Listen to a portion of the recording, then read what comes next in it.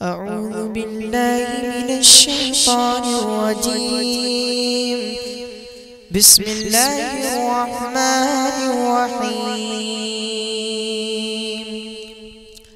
كافها يا عين صاد. السلام عليكم ورحمة الله وبركاته. إن الحمد لله نحمده ونستعينه ونستغفره ونعوذ بالله من شرور أنفسنا وسيئات أعمالنا. من يهده الله فلا مضل له ومن يضلله فلا هادي له، وأشهد أن لا إله إلا الله وحده لا شريك له، وأشهد أن محمدًا عبده ورسوله. أما بعد فإن خير الحديث كتاب الله، وخير الهدي هدي محمد صلى الله عليه وسلم، وشر الأمور محدثاتها، وكل محدثة بدعة، وكل بدعة ضلالة، وكل ضلالة في النار. علماء کرام، الغانم آرگنائزیشن مئو کے ذمہ داران، حاضرین مجلس اور اس پروگرام کو لائیو دیکھنے والے ناظرین اور حاضرین، اللہ رب العالمین کا شکر اور احسان ہے کہ اس نے ایک اہم موضوع پر یہاں اکٹھا ہونے اور گفتگو کرنے اور اپنے دین اور عقیدے کی کچھ باتیں سیکھنے کی ہمیں توفیق عطا فرمائی ہے. الغانم آرگنائزیشن کے ذمہ داران قابل مبارکباد ہیں کہ اپنے اس شہر کے اندر جو ایک بڑی آبادی والا اور ایک علمی شہر مانا جاتا ہے، اس طرح کا کام، دعوتی اور اصلاحی کام، یہ اپنی بساط کے مطابق وقتاً فوقتاً انجام دیتے رہتے ہیں. یہ وقت کی بڑی ضرورت ہے، نوجوانوں کو بھی ضرورت ہے اس کی، بزرگوں کو بھی ضرورت ہے، بچوں کو بھی ضرورت ہے، مردوں کو بھی ضرورت ہے، عورتوں کو بھی ضرورت ہے.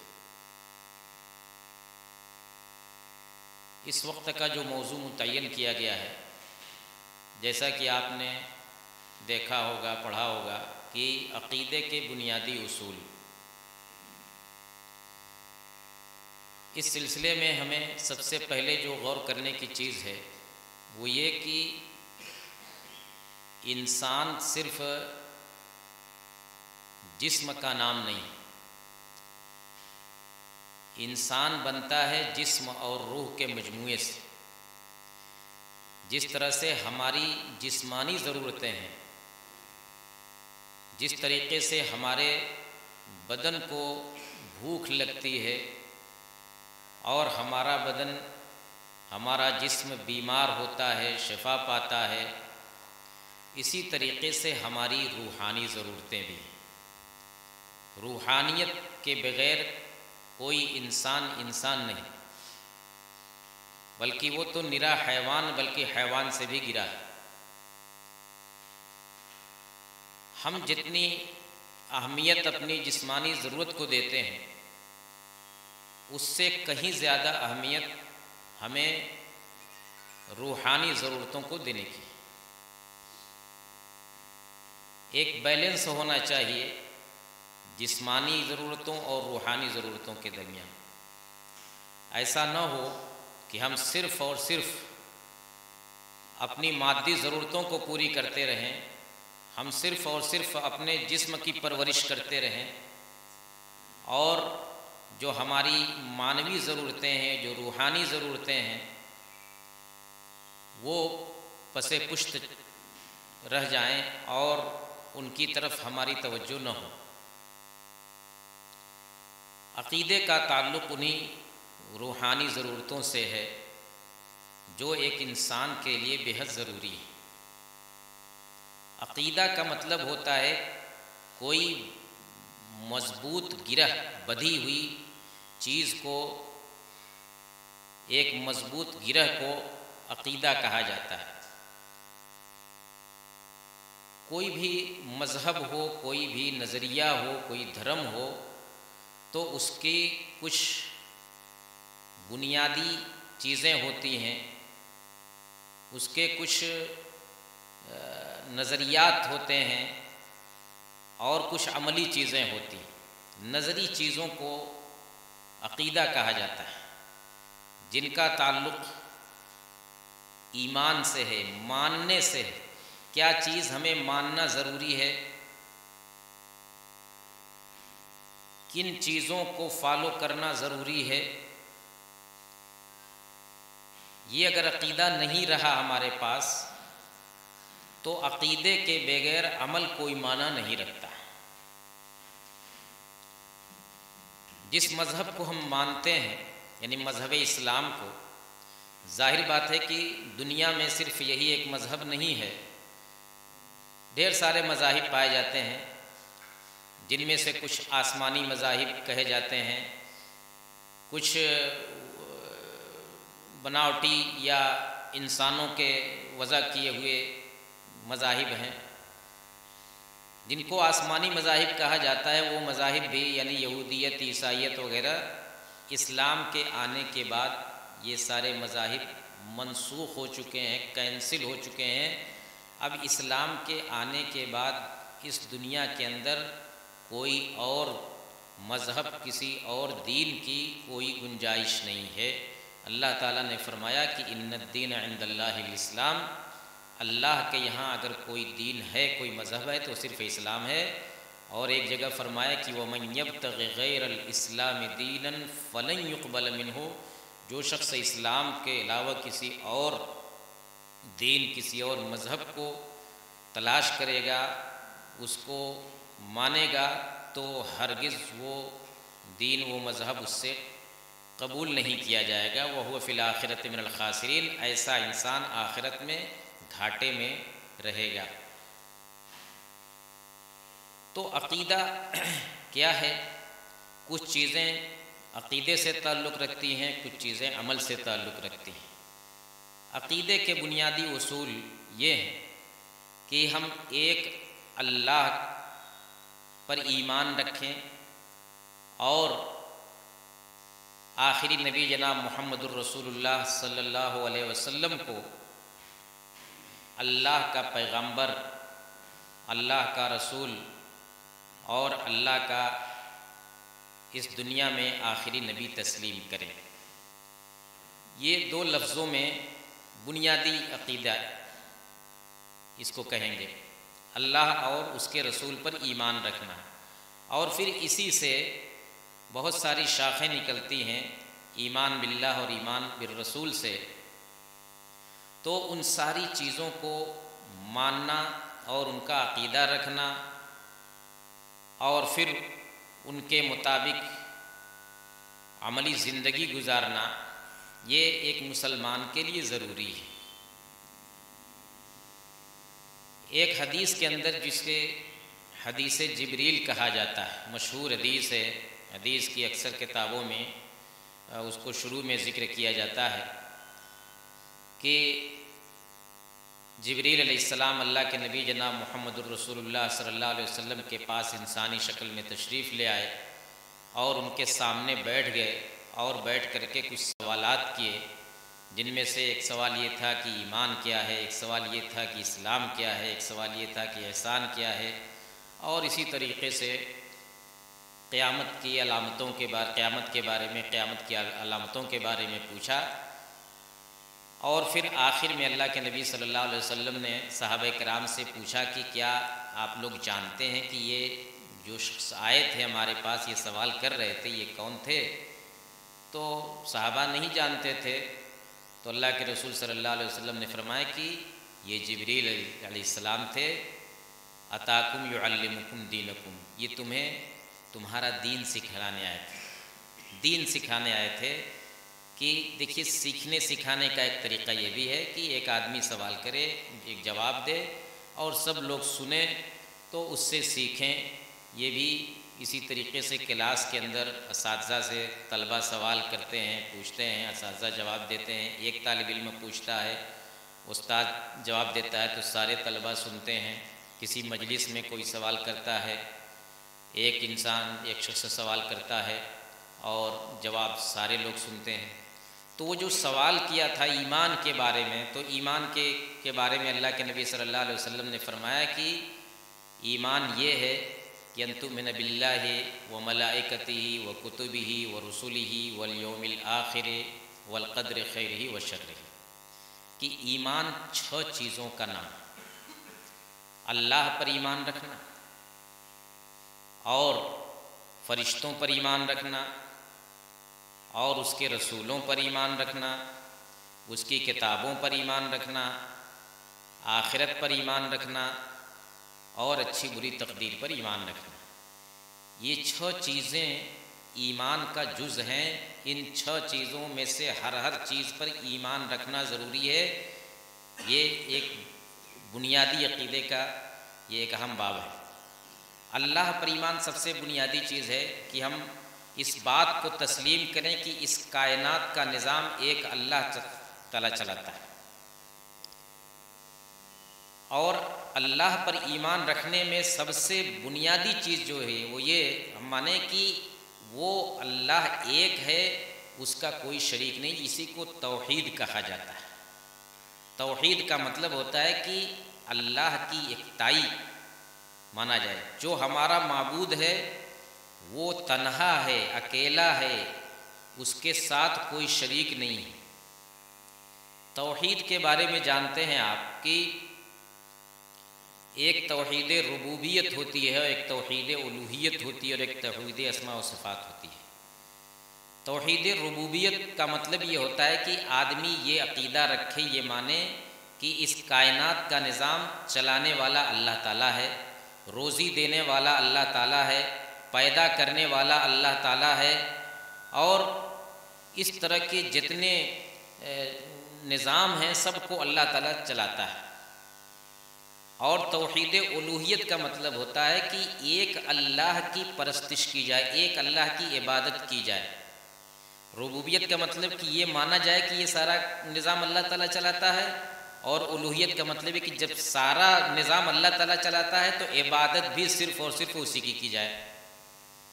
بہت سارے لوگ جو ہے یہ بنیادی فرق نہیں سمجھتے، نہیں محسوس کرتے، تو ربوبیت اور الوہیت میں وہ خلط ملط کر دیتے ہیں۔ حالانکہ معاملہ یہ ہے کہ اللہ تعالیٰ نے جو یہ دنیا قائم کیا اور اس دنیا کے اندر انبیاء کو بھیجا، کتابیں نازل کیں، اور اصلاح کا جتنا کام ہوا وہ سب کا سب جو ہے اسی توحید الوہیت ہی کے لیے تھا۔ اس لیے کہ توحید ربوبیت کو تو اکثر لوگ مانتے تھے۔ جس مکے کے اندر اللہ کے نبی صلی اللہ علیہ وسلم مبعوث ہوئے تھے، اور جن مکے والوں نے آپ کے خلاف کیا کیا کیا تھا، وہ بھی اللہ کو خالق مانتے تھے، اللہ کو رازق مانتے تھے، اور اس کائنات کا نظام اللہ تعالیٰ چلاتا ہے وہ اس کو مانتے تھے، یہ نہیں کہ نہیں مانتے تھے۔ قرآن میں 10 آیتیں اس طرح کی، وَلَئِن سَأَلْتَهُمْ مَنْ خَلَقَهُمْ لَيَقُولُنَّ اللَّهُ۔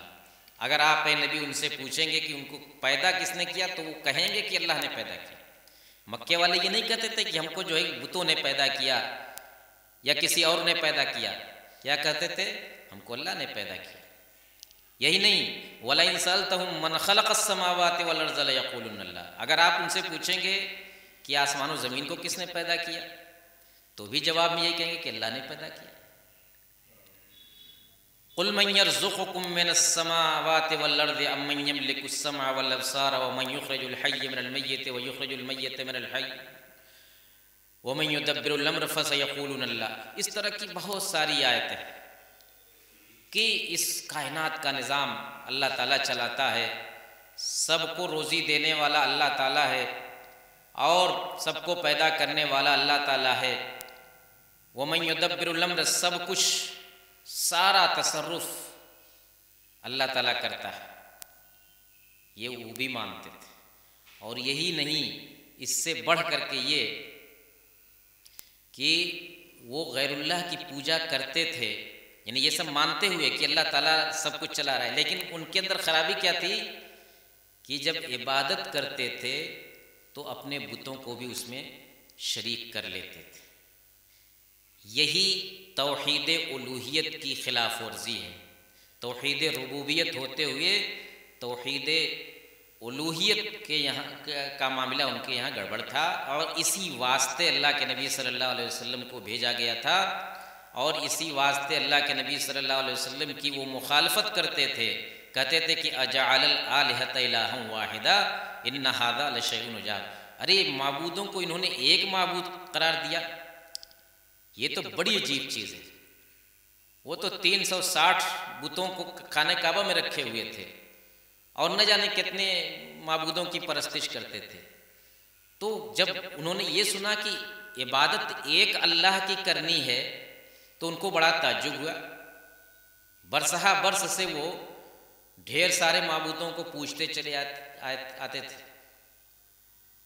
تو اسی لیے آپ جانتے ہیں کہ 13 سال تک اللہ کے نبی صلی اللہ علیہ وسلم مکے میں رہے، مکے والے ان کی مخالفت کرتے رہے، ان کو تکلیف پہنچاتے رہے، ان کے ماننے والوں کو تکلیف پہنچاتے رہے، ان سے مار پیٹ لڑائیاں کرتے رہے۔ کس لیے؟ صرف اس لیے کہ ایک اللہ کی عبادت کرنا، سب کچھ مانتے ہوئے کہ اللہ تعالیٰ نے پیدا کیا، اللہ تعالیٰ سب کچھ کر رہا ہے، لیکن عبادت میں وہ نہیں چاہتے تھے کہ صرف ایک اللہ کی عبادت کریں، دوسروں کو بھی شریک ٹھہرانا چاہتے تھے۔ تو الوہیت یعنی عبادت، اگر عبادت میں اللہ کے ساتھ کسی کو شریک کیا جائے گا تو اسی کو شرک کہتے ہیں، اور شرک جو ہے ایسا گناہ ہے جو اللہ کے یہاں معاف نہیں ہوتا۔ اور مکے والے یا مشرکین عام طور پر یہ نہیں کہتے تھے کہ ہم براہ راست ان بتوں کی عبادت کرتے ہیں، بلکہ وہ کہتے تھے کہ ہم اللہ کی ہی عبادت کرتے ہیں، ان بتوں کو تو اس لیے پکار لیتے ہیں کہ یہ ہم کو اللہ تک پہنچائیں گے، اللہ تک ہمارا ذریعہ بنیں گے۔ ما نعبدہم الا لیقربونا الی اللہ زلفیٰ، قرآن کے الفاظ ہیں کہ ہم ان کی عبادت اسی لیے کرتے ہیں کہ یہ ہم کو اللہ کے قریب کر دیں گے، کیونکہ اللہ کو بنیادی طور پر وہ مانتے تھے، ایسا نہیں کہ اللہ کا انکار کرتے تھے، اللہ کو مانتے تھے، لیکن عبادت کرتے وقت اپنے بتوں کو بھی شریک کر لیتے تھے اور کہتے تھے کہ یہ ہمارا معاملہ آسان کر دیں گے اور ہماری باتیں اللہ تک پہنچائیں گے اور ہم کو اللہ سے قریب کر دیں گے۔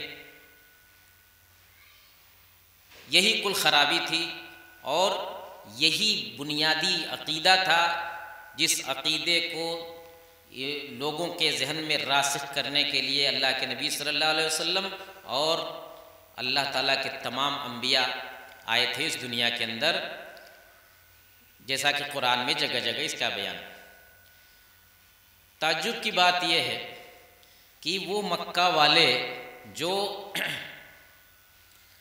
اللہ تعالیٰ کے ساتھ اپنے بتوں کو شریک کرتے تھے، اپنے معبودوں کو شریک کرتے تھے، لیکن جب کسی مصیبت میں پھنستے تھے تو اپنے بتوں کو بھی چھوڑ دیتے تھے اور صرف اللہ کو پکارتے تھے۔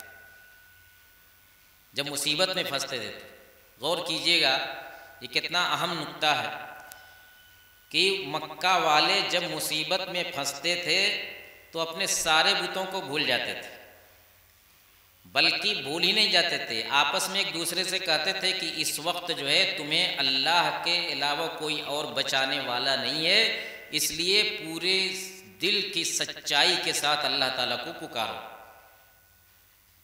قرآن کے اندر بھی کئی آیتوں میں اس کا بیان ہے، فَإِذَا رَكِبُوا فِي الْفُلْكِ دَعَوُا اللَّهَ مُخْلِصِينَ لَهُ الدِّينَ، کہ جب وہ لوگ کشتی میں سوار ہوتے ہیں تو اللہ کو ہی پکارتے ہیں دین کو خالص کرتے ہوئے، یعنی بڑے اخلاص کے ساتھ۔ اس وقت جو ہے اپنے بتوں کو بھول جاتے ہیں اور کہتے ہیں کہ لئن انجیتنا من ھذہ لنکونن من الشاکرین کہ اللہ تعالیٰ اگر تو اس مصیبت سے ہم کو نجات دے دے گا تو ہم تیرے شکر گزار بندے بنیں گے۔ لیکن وہ بنتے نہیں تھے۔ جب مصیبت سے نکل جاتے تھے، جب ان کی مصیبت دور ہو جاتی تھی تو پھر وہی پرانی ڈگر پر لوٹ جاتے تھے، پھر وہی شرک اور وہی بت پرستی۔ اس سلسلے میں اکرمہ ابن جہل صحابی رسول کا واقعہ بہت مشہور ہے جو صحیح سند سے ثابت ہے۔ اکرمہ ابن ابو جہل کے بیٹے تھے۔ ابو جہل کو جانتے ہیں، پوری زندگی اللہ کے نبی صلی اللہ علیہ وسلم کی مخالفت کرتا رہا اور کفر پر اس کی موت ہوئی، اسلام کا ایک بڑا دشمن تھا۔ اس کے بیٹے اکرمہ تھے، وہ بھی کفر ہی کی راہ پر تھے، یہاں تک کہ جب مکہ فتح ہوا، یعنی سن 8 ہجری میں جب مکہ فتح ہوا اور مسلمان اللہ کے نبی صلی اللہ علیہ وسلم کی قیادت میں مکے میں داخل ہوئے تو جو بڑے بڑے مجرمین تھے، اسلام کے جو بڑے بڑے مخالفین تھے، وہ سب کے سب جو ہے ادھر ادھر فرار ہو گئے۔ وہ جانتے تھے کہ ہم نے مسلمانوں کے ساتھ جتنا ظلم کیا ہے، آج یہ لوگ ہم کو پائیں گے تو چھوڑیں گے نہیں۔ اکرمہ بھی انہی لوگوں میں سے تھے۔ وہ مکے سے فرار ہو کر کے بھاگتے رہے، کفر کی حالت میں تھے، یہاں تک کہ سمندر کے ساحل تک چلے گئے اور وہاں ایک بڑی کشتی پر بیٹھ کر کے سمندر پار کرنے کے لیے گئے کیا تاکہ ہم سمندر پار کر کے دوسری طرف جا کر کے کہیں زندگی گزاریں گے تاکہ مسلمانوں سے ہمارا سابقہ نہ پڑے۔ کشتی میں جب سوار ہوئے، کشتی چلنے لگی تو طوفان آ گیا سمندر کے اندر۔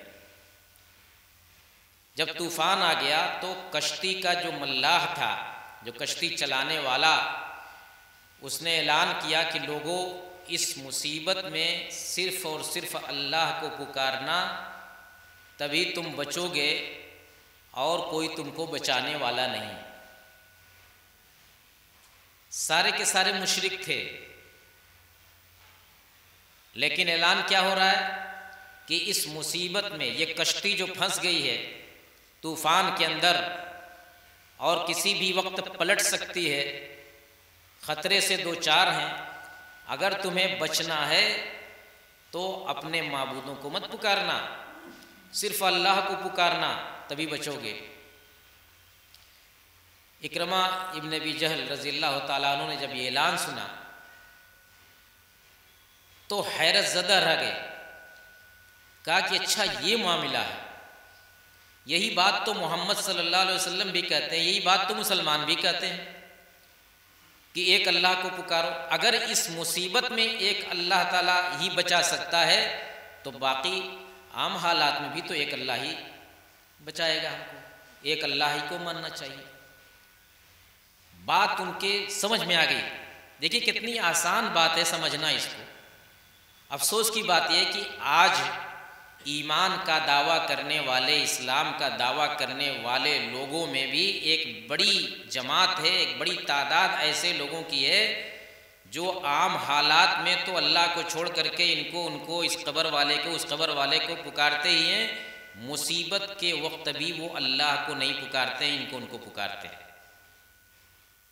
فلاں جو ہے ہماری بگڑی بنا دے گا، فلاں جو ہے ہمیں اس مصیبت سے نجات دے دے گا، جبکہ وہ مشرک تھے، وہ بھی مصیبت کی حالت میں صرف اللہ کو پکارتے تھے۔ بہرحال تو اکرمہ رضی اللہ تعالیٰ عنہ نے یہ اسی وقت کشتی کے اندر عہد کیا، اپنے دل میں یہ ٹھان لیا کہ اگر اللہ تعالیٰ نے اس کشتی کو بچا لیا اور ہم ڈوبے نہیں، غرق نہیں ہوئے، تو ساحل پر اترنے کے بعد ہم سیدھے نبی اکرم صلی اللہ علیہ وسلم کی خدمت میں حاضر ہوں گے، اپنا ہاتھ ان کے ہاتھ میں رکھ دیں گے اور اسلام قبول کریں گے۔ اور ایسے ہی ہوا کہ اللہ تعالیٰ نے اس کشتی کو بچایا، اور کشتی کو بچایا، اس کے بعد اکرمہ رضی اللہ تعالیٰ عنہ سیدھے وہاں سے مکے کی طرف گئے مکے میں پہنچ کر کے اور اللہ کے نبی صلی اللہ علیہ وسلم کے ہاتھوں پر ایمان لے آئے۔ تو میرے بھائیوں، یہی عقیدہ ہے، ایک اللہ کی پرستش کی جائے، صرف یہ نہیں کہ اللہ کو خالق و رازق ہی مانا جائے، بلکہ خالق و رازق ماننے کے ساتھ ساتھ عبادت بھی صرف اور صرف اسی کی کیا جائے، جیسا کہ قرآن میں سب سے پہلا جو حکم ہے، امر کا صیغہ جو آیا ہے، یا ایھا الناس اعبدوا ربکم الذی خلقکم، کہ اے لوگوں اپنے اس رب کی عبادت کرو جس نے تم کو پیدا کیا، جس کے بارے میں تم مانتے ہو کہ پیدا اسی نے کیا ہے، تو عبادت بھی صرف اور صرف اسی کی کرو۔ وما خلقت الجن والانس الا لیعبدون، اللہ تعالیٰ نے کہا کہ میں نے جن اور انس کو صرف اور صرف پیدا اس لیے کیا ہے کہ وہ میری عبادت کریں، میری ہی عبادت کریں، میرے علاوہ کسی اور کی عبادت نہ کریں۔ تو یہ بنیادی چیز ہے اللہ پر ایمان رکھنا۔ اسی طریقے سے فرشتوں کو ایمان رکھنا، وہ ملائکتی، کہ اس کائنات کے اندر اللہ تعالیٰ نے اپنے کچھ فرشتے بھی پیدا کیے ہیں۔ وہ فرشتے کیا ہیں؟ لا یعصون اللہ ما امرہم ویفعلون ما یؤمرون، وہ ہم لوگوں کی طرح، انسانوں کی طرح سے معصیت کا کام، گناہ کا کام کبھی نہیں کرتے، جو کچھ ان کو حکم ہوتا ہے وہ کرتے ہیں، اللہ کی خلاف ورزی کبھی نہیں کرتے۔ اللہ تعالیٰ نے ان کی ایک بڑی تعداد ہے، اللہ تعالیٰ نے ان کو پیدا کیا ہے، تو یہ ماننا کہ ہاں اللہ تعالیٰ کے فرشتے بھی ہیں، ہم ان فرشتوں کو اپنی آنکھوں سے نہیں دیکھتے، وہ ہم کو دیکھتے ہیں۔ اسی طریقے سے اللہ تعالیٰ کی کتابوں پر ایمان رکھنا، جس طریقے سے قرآن اللہ کی کتاب ہے، اسی طریقے سے موسیٰ علیہ السلام پر کتاب نازل ہوئی تھی جس کو توریت کہتے ہیں، عیسیٰ علیہ السلام پر کتاب نازل ہوئی تھی جس کو انجیل کہتے ہیں، داؤد علیہ السلام پر کتاب نازل ہوئی تھی جس کو زبور کہتے ہیں، اس طرح سے بہت سارے انبیاء پر کتابیں بھی نازل ہوئیں۔ ہم یہ بنیادی طور پر یہ مانتے ہیں کہ اللہ تعالیٰ کی یہ ساری کتابیں ہیں، اللہ تعالیٰ نے اپنے ان نبیوں کو یہ کتابیں دی تھیں۔ جس طریقے سے ہم قرآن کو مانتے ہیں، اسی طریقے سے ان کتابوں پر بھی ایمان رکھتے ہیں، لیکن ان کتابوں پر ہمارا ایمان یہ ہے کہ یہ جو کتابیں اصلی حالت میں تھیں تو اللہ تعالیٰ کی نازل کردہ کتابیں تھیں۔ اب ان کتابوں کے اندر موجودہ دور میں انجیل کے یا توریت وغیرہ کے جو نسخے پائے جاتے ہیں دنیا کے اندر، اس میں بڑی تحریف ہو چکی ہے، اس میں بہت ہی کاٹ چھانٹ قطر بیمت سب ہو چکی ہے، اس لیے وہ اصلی حالت میں نہیں رہ گئی۔ اگر اصلی حالت میں ہوتی تو وہ اللہ کا کلام ہی مانی جاتی۔ خود جو ہے عیسائی لوگ، خود یہودی لوگ اس بات کا اعتراف کرتے ہیں کہ یہ کتابیں اصلی ہیں۔ اس لیے آپ یہ دیکھیں گے کہ قرآن کا کوئی ایڈیشن کتنی بار چھپے لیکن وہی باتیں اس میں بھی لکھی ہوں گی جو آج سے 1400 سال پہلے والے قرآن میں تھیں، لیکن انجیل کا جو نسخہ چھپتا ہے بائبل کا، وہ اس کے آپ 5 نسخے بھی ایک ساتھ رکھ کر کے دیکھیں گے تو ہر ایک کے اندر فرق نظر آئے گا، اس میں کچھ لکھا ہے، اس میں کچھ لکھا ہے، اس میں کچھ کمی ہے، اس میں کچھ زیادتی ہے۔ تو وہ کتابیں اب اس لائق نہیں کہ اس پر اعتبار کیا جائے۔ اور پھر یہ کہ اگر صحیح حالت میں بھی ہوتی تو ہمیں ماننا ان کتابوں کو نہیں ہے، یعنی ان کتابوں کی تعلیمات کو، ہمیں صرف یہ ماننا ہے کہ اللہ تعالیٰ نے یہ کتابیں نازل کی تھیں، باقی عمل کرنا ہے جو ہمیں اسلامی شریعت یعنی قرآن کریم کے اوپر اور اللہ کے نبی کی سنت کے اوپر۔ تو ان کتابوں پر ایمان رکھنا اور نبیوں پر ایمان رکھنا، جس طریقے سے ہم اللہ کے نبی صلی اللہ علیہ وسلم کو اللہ کا نبی مانتے ہیں، اسی طریقے سے موسیٰ علیہ السلام کو اللہ کا نبی مانتے ہیں جنہیں بنی اسرائیل کے پاس بھیجا گیا تھا، عیسیٰ علیہ السلام کو نبی مانتے ہیں، اور قرآن میں بہت سارے انبیاء کا تذکرہ ہے، اور ان کے علاوہ ایک بڑی تعداد ہے جن کا نام اور جن کا تذکرہ نہیں ہوا ہے، لیکن جتنے بھی انبیاء گزرے ہیں ہم سب پر ایمان رکھتے ہیں۔ اب یہاں پر ایک بنیادی فرق ہمیں محسوس کرنا چاہیے، سمجھنا چاہیے اور اس کو بتلانا چاہیے۔ آج دنیا کے اندر عیسائی بھی پائے جاتے ہیں اور یہودی بھی پائے جاتے ہیں۔ کوئی عیسائی، کوئی یہودی نہ تو ہمارے قرآن کو مانتا ہے، نہ ہمارے نبی صلی اللہ علیہ وسلم پر ایمان رکھتا ہے، جبکہ ہم عیسیٰ علیہ السلام کو بھی مانتے ہیں اور عیسیٰ علیہ السلام پر جو کتاب نازل ہوئی تھی اس کو بھی مانتے ہیں۔ ہم موسیٰ علیہ السلام کو جو یہودیوں کے نبی مانے جاتے ہیں ان کو بھی ہم مانتے ہیں، اور ان کے اوپر جو کتاب نازل ہوئی تھی اس پر بھی ہم ایمان رکھتے ہیں۔ تو ہمارا دل وسیع ہے، ہم ان تمام نبیوں کو مانتے ہیں، ہم ان تمام کتابوں پر ایمان رکھتے ہیں۔ تم جو ہے نہ تو ہمارے نبی کو مانتے ہو اور نہ ہمارے قرآن کو جو اللہ کی آخری کتاب ہے اس کو مانتے ہو، تو ہم زیادہ روادار ہوئی یا تم زیادہ روادار ہوئی؟ آج کہا جاتا ہے کہ مسلمان جو ہے ان کے اندر بڑا تعصب ہوتا ہے، یہ دوسروں کو نہیں سننا چاہتے، ماننا چاہتے۔ اس سے بڑی چیز کیا ہو سکتی ہے کہ یہ ہمارے دین کا، ہمارے ایمان کا لازمی حصہ ہے۔ جب تک ہم موسیٰ علیہ السلام کو، عیسیٰ علیہ السلام پر ایمان نہیں لائیں گے تب تک ہمارا ایمان نہیں ہوگا، جبکہ تمہارے یہاں ایسا نہیں۔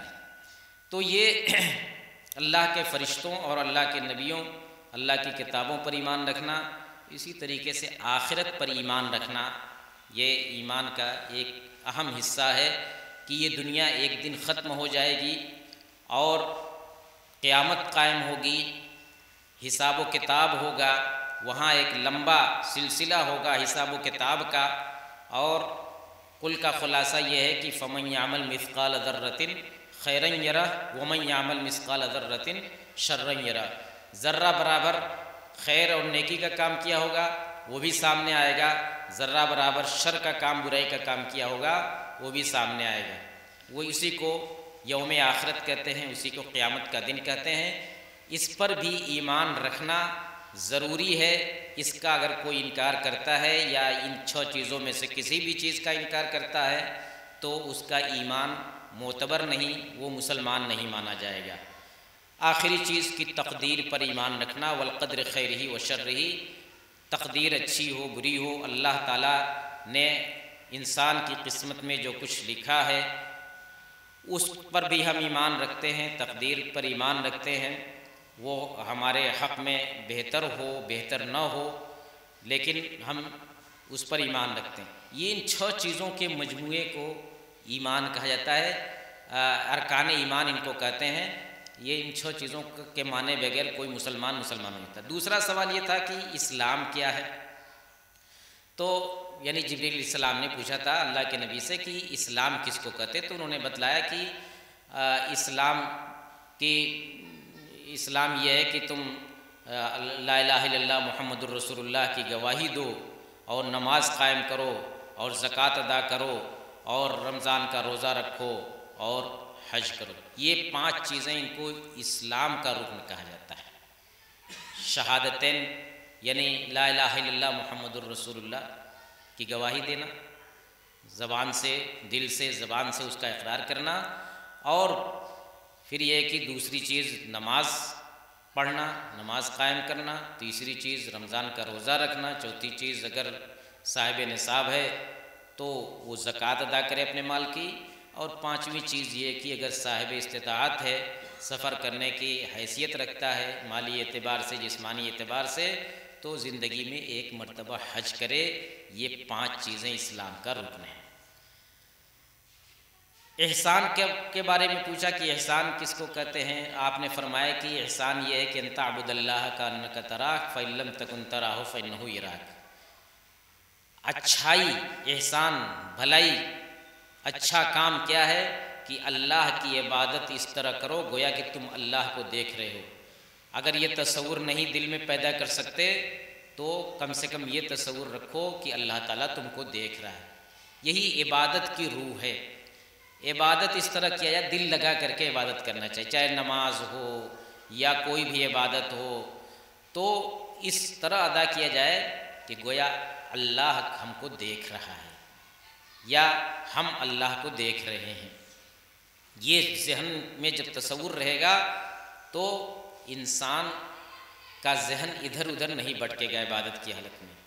آپ غور کیجئے کہ انسان جب عبادت کے لیے کھڑا ہوتا ہے تو کتنی ساری چیزیں اس کے ذہن کے اندر آتی ہیں، لیکن جب وہ یہ بات ذہن میں بیٹھا لے کہ اللہ تعالیٰ ہم کو دیکھ رہا ہے، ہم اللہ تعالیٰ کو دیکھ رہے ہیں، تو اس کا ذہن صرف اور صرف اللہ کی طرف لگے گا، کسی اور چیز کے بارے میں وہ نہیں سوچے گا۔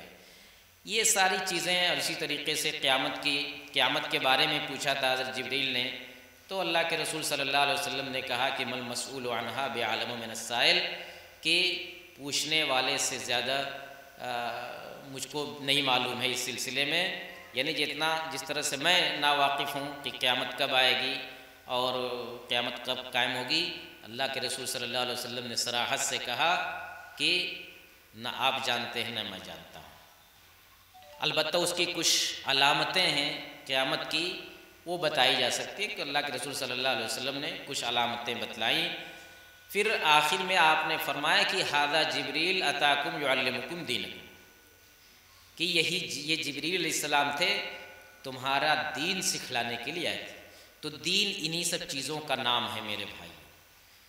دین اس کا نام نہیں ہے کہ ہم کوئی اسلامی نظام قائم کریں۔ بعض لوگ جیسے کہتے ہیں کہ خلافت الہیہ، حکومت الہیہ قائم کرنا، یہ دین کا یہ مطلب ہے۔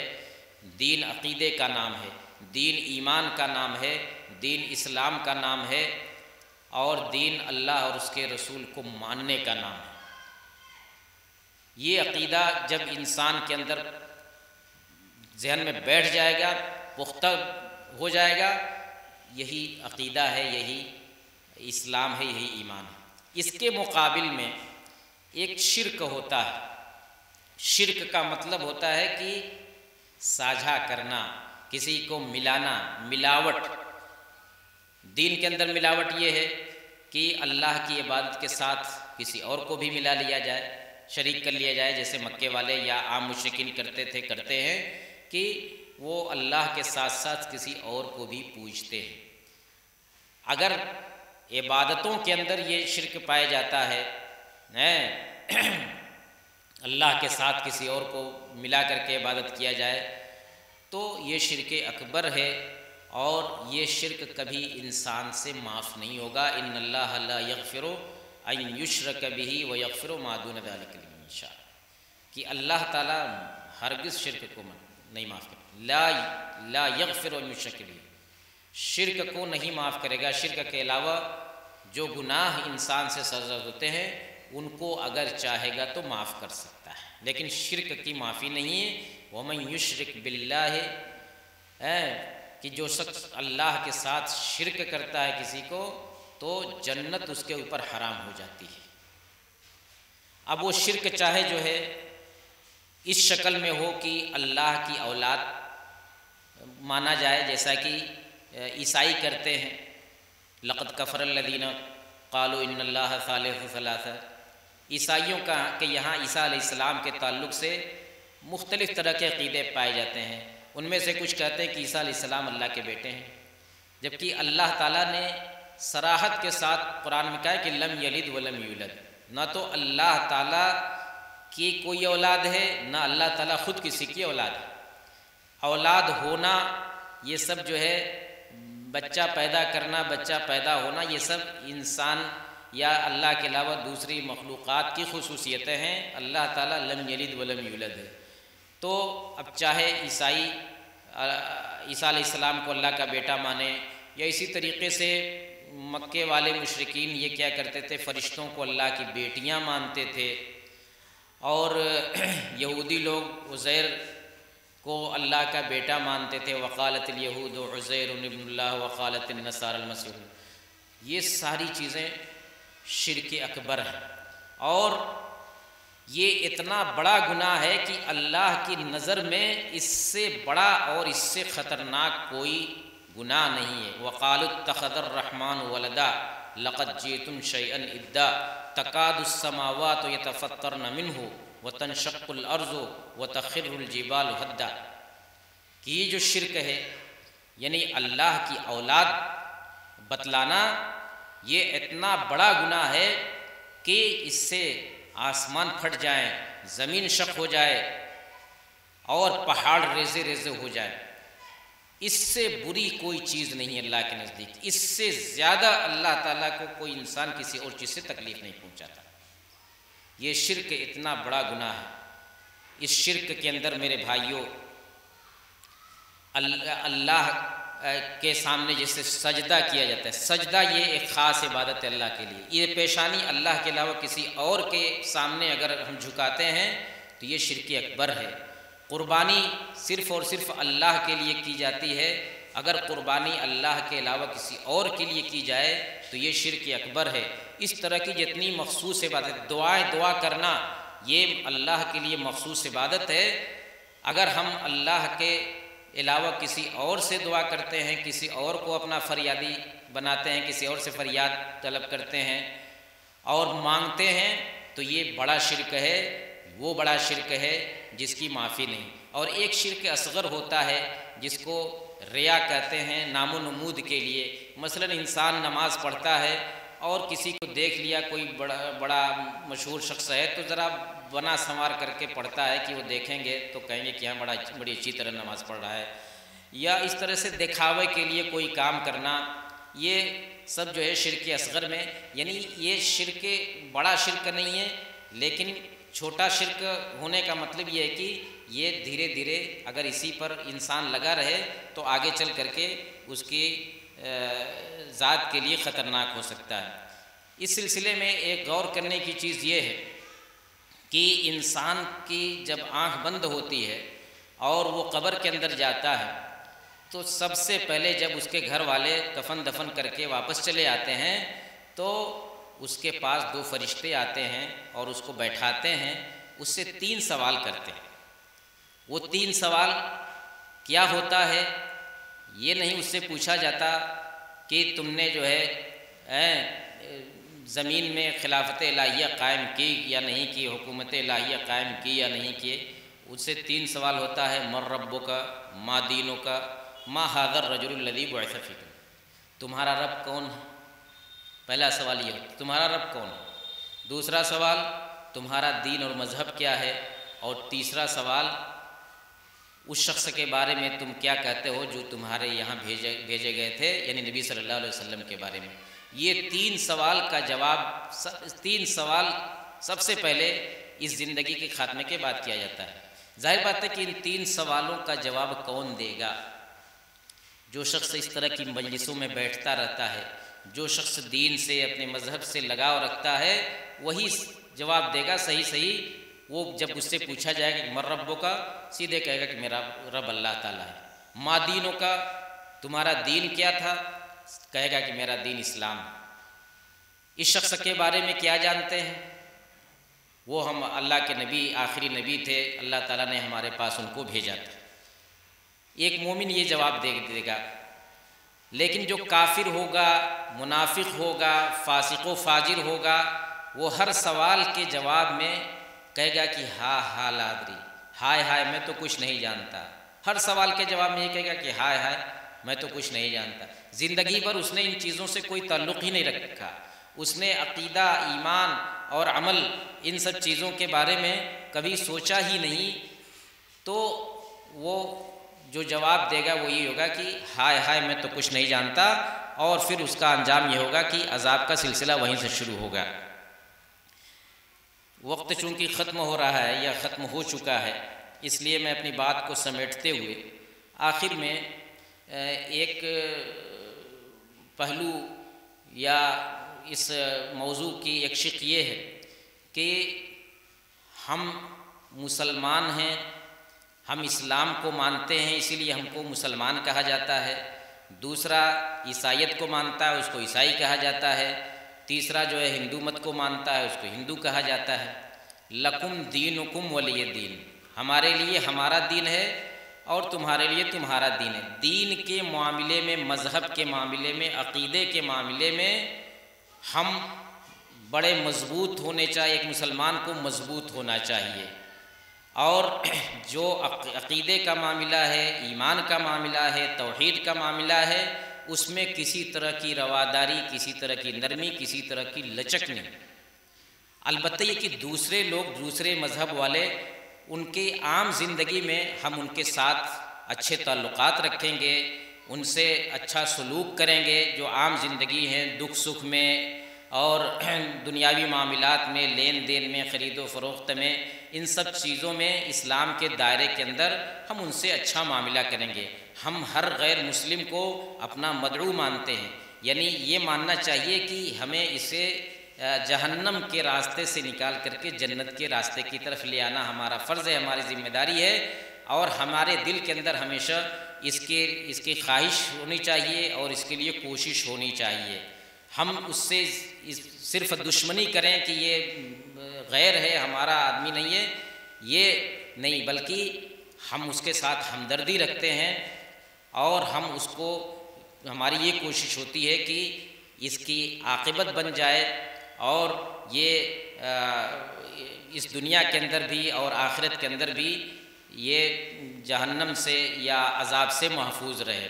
باقی تو اس معاملے میں، یعنی مذہب اور عقیدے کے معاملے میں کوئی لچک نہیں۔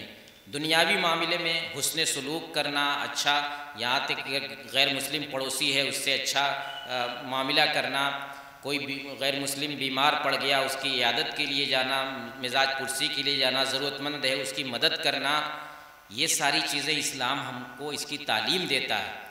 لیکن عقیدے کے معاملے میں ظاہر بات ہے کہ ہم مسلمان ہیں، تم غیر مسلم ہو، تم کوئی یہودی ہے وہ یہودی ہے، وہ عیسائی، مسلمان یا کسی بھی مذہب کا جو ماننے والا ہے، سب کے عقائد الگ الگ ہیں۔ عقیدے کو لے کر کے کوئی سمجھوتا نہیں، اگر عقیدے ہی میں سمجھوتا ہو جائے تو کوئی کسی مذہب کا ماننے والا نہیں رہ جائے گا۔ تو اس فرق کو ہمیشہ ملحوظ رکھنا چاہیے۔ اسی سے آپ سمجھ سکتے ہیں کہ عقیدے سے جتنی چیزیں جڑی ہوئی ہیں دوسرے لوگوں کی، اس میں نہ تو ہمارا ساجھا ہونا چاہیے، نہ ہماری شرکت ہونی چاہیے۔ مثال کے طور پر دوسروں کے تہواروں میں جانے کی بات ہوتی ہے۔ تہوار کیا ہوتا ہے؟ یہ عقیدے کا ایک جز ہوتا ہے، مذہب اور دھرم کا ایک حصہ ہوتا ہے۔ تو دوسروں کے تہواروں میں شرکت کرنا گویا کہ اس شرک اور کفر کے کام میں کچھ نہیں تو ان کی تعداد بڑھا کر کے ان کی حوصلہ افزائی کرنا ہوتا ہے۔ اللہ تعالیٰ نے ہمارے لیے ہم کو 2 تہوار دیے ہیں، وہ ہمارے لیے کافی ہے، اور تہوار بھی مذہب کا اور عقیدے کا حصہ ہوا کرتے ہیں۔